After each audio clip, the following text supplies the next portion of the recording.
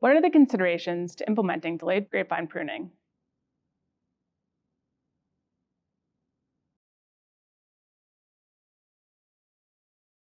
Although delayed grapevine pruning is a promising strategy for spring freeze protection, there are several things to consider prior to adoption.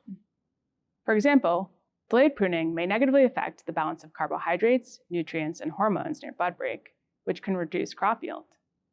Two factors that influence yield reduction are grapevine cultivar and the growth stage that the uppermost apical buds are removed.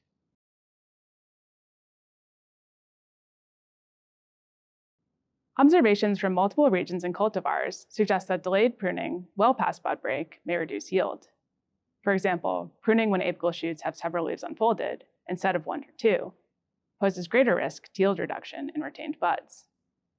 Given these considerations, delayed pruning should be tested in small, freeze-prone areas of the vineyard to evaluate any negative effects on crop yield in your unique situation.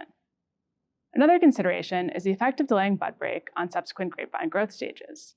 For example, the onset of fruit ripening.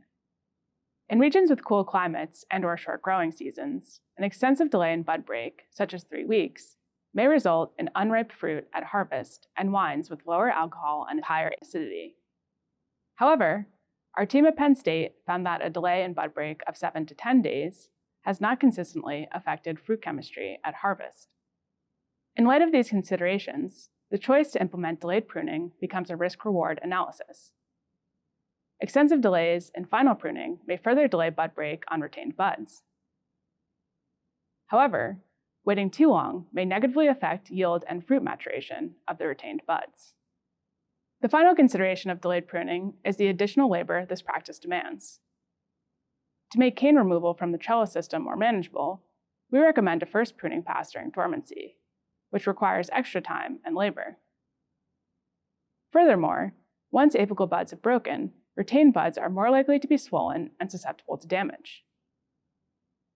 Therefore, extra care must be taken to avoid damaging lower positioned buds when removing brush from the trellis system. In cane prune vines, there is additional risk that the retained swollen buds will be damaged while tying canes down to the fruiting wire.